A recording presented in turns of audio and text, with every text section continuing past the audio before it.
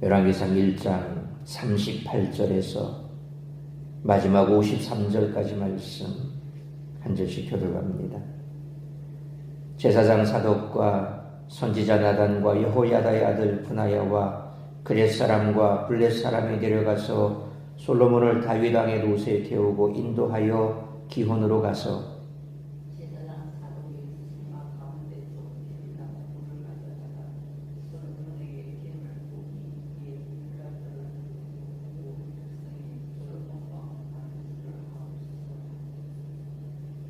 모든 백성이 그를 따라 올라가서 피리를 불며 크게 즐거워하므로 땅이 그들의 소리로 말미암아 갈라지듯 하니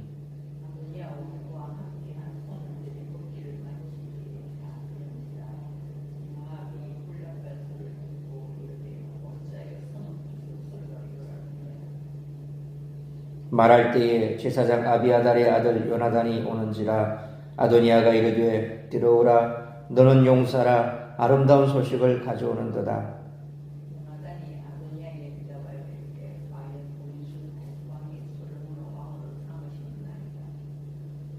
왕께서 제사장 사독과 선지자 나단과 여호야다의 아들 브나야와 그렛 사람과 블렛 사람을 솔로몬과 함께 보내셨는데 그들 무리가 왕의 노새에 솔로몬을 태우다가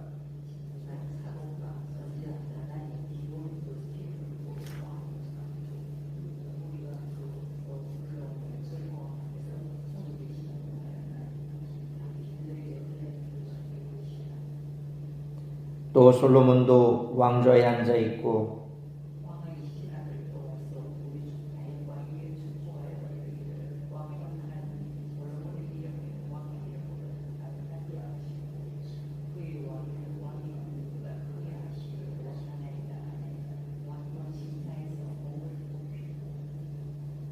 또한 이르시기를 이스라엘의 하나님 여호와를 찬송하리로다.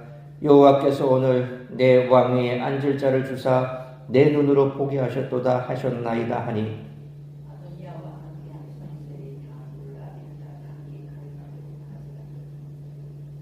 아도니아도 솔로몬을 두려워하여 일어나 가서 제단 뿔을 잡으니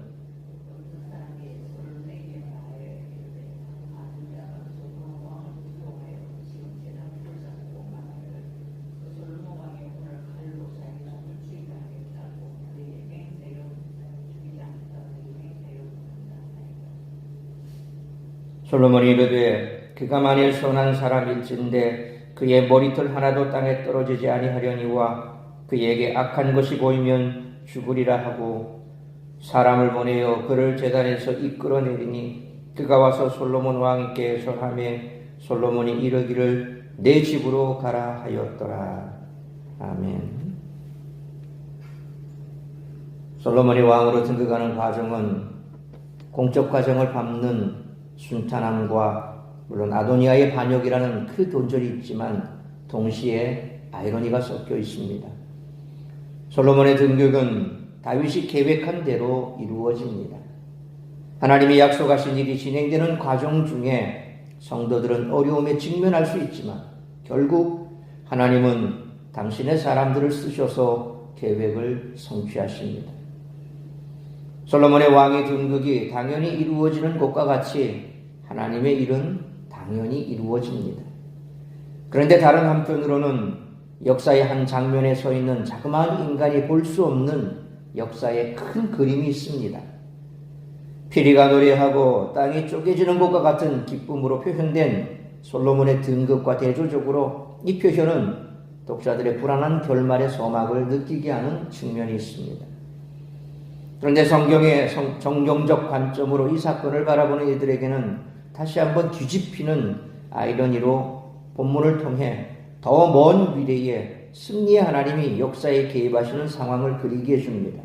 결국 성도는 하나님의 주관적 일하심에 순복함과 겸손함으로 반응해야 한다는 것입니다.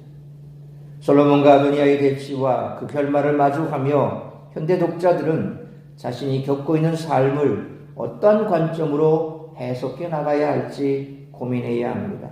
나의 삶을 또는 문제를 아도니아의 관점에서 해석할 것인가? 아니면 솔로몬의 관점에서 해석할 것인가? 라는 질문을 해야 한다는 것입니다. 아도니아는 하나님의 계획과 상관없이 자신의 힘으로 인생을 개척해 나갔습니다. 하나님은 그런 삶을 방관하지 않으십니다. 삶에 수동적으로 반응하는 것 같은 솔로몬의 삶은 사실 하나님이 주관하시기에 능동적인 삶일 수 있습니다. 그의 삶이 상황의 길로 가는 것처럼 보여도 사실 하나님이 이끌어 나가심으로 오히려 대적을 극복하고 승리를 얻게 됩니다.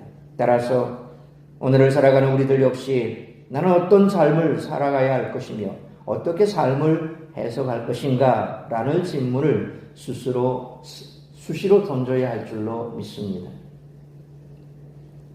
제사장 사독과 선지자 나단 또 군부 지도자 브나야는 솔로몬의 즉위식을 즉각 시행합니다.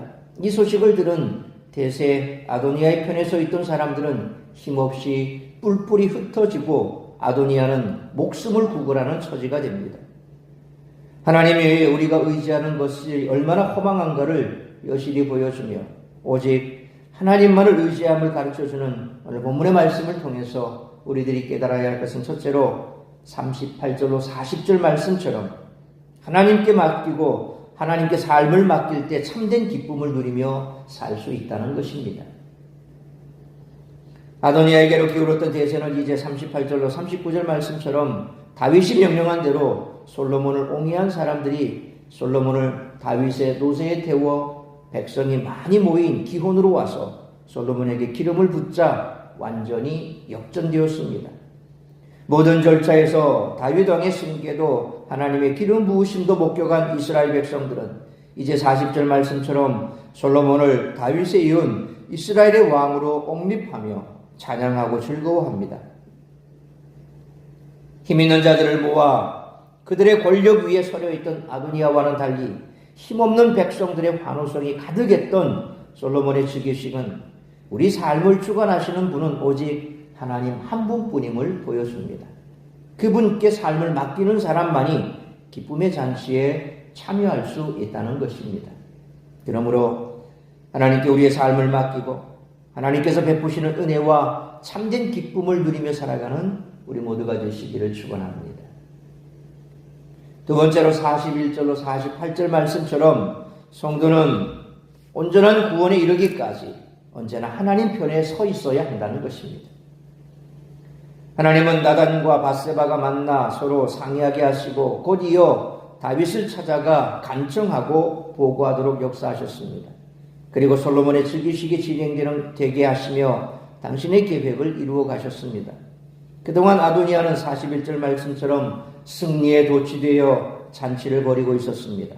42절로 45절 말씀처럼 아도니아 편에 서 있던 사람들은 제사장 아비아달의 아들 요나단이 아름다운 소식을 가져오리라 기대했지만 실상은 솔로몬이 왕으로 등극했다는 두려운 소식이었습니다.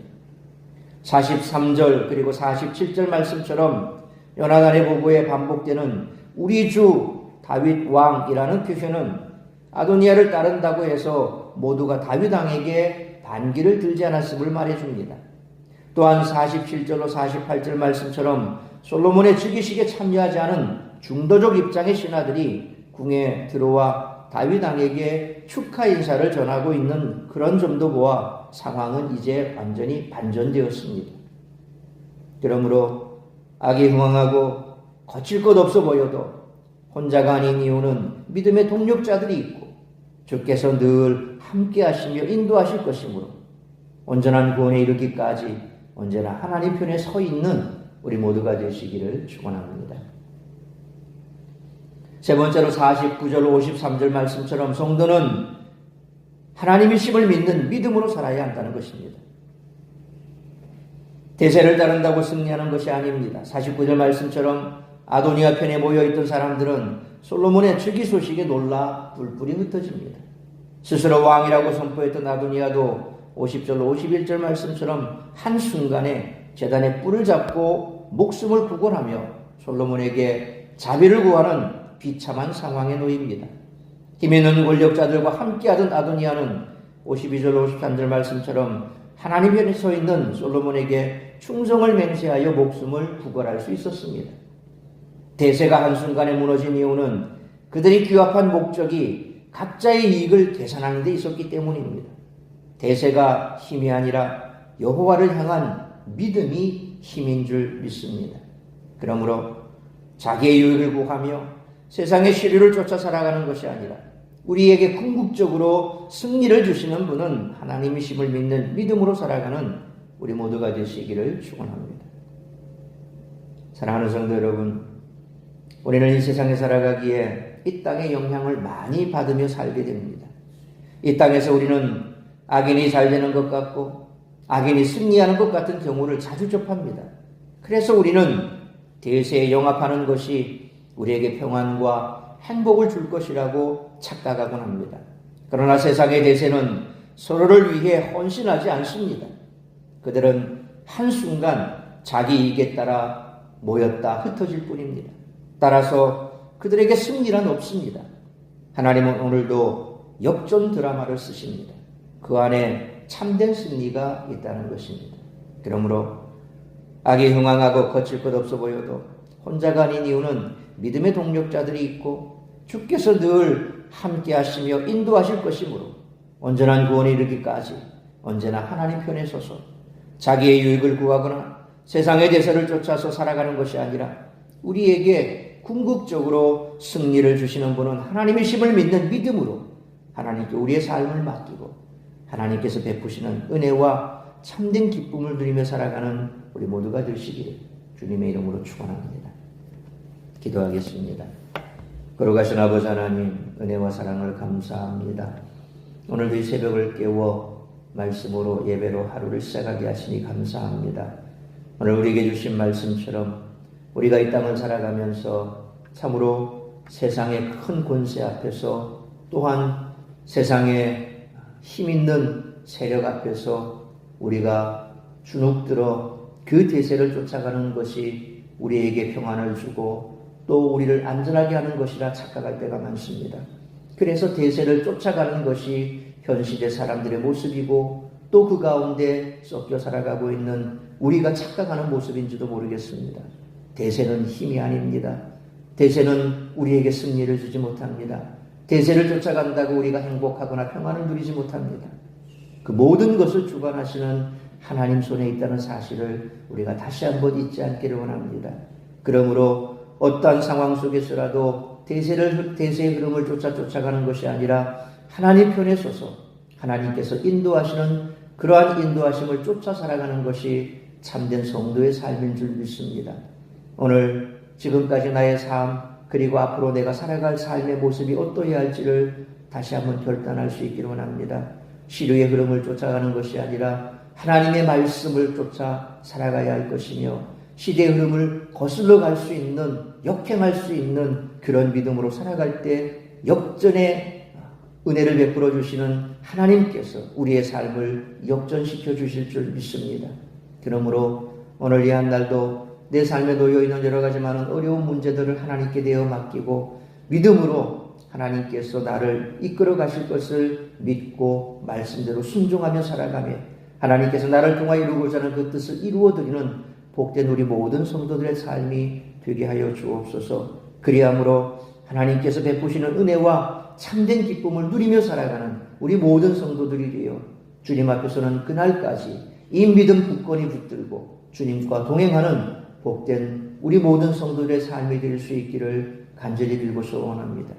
오늘 이 한 날도 나를 통하여 이루고자 하는 그 하나님의 뜻을 이루어드리는 복된 한 날의 삶을 살아가는 우리 모든 성도들이 될 수 있기를 간절히 빌고 소원하오며 이 모든 말씀 우리 주 예수 그리스도의 이름으로 기도하옵나이다. 아멘.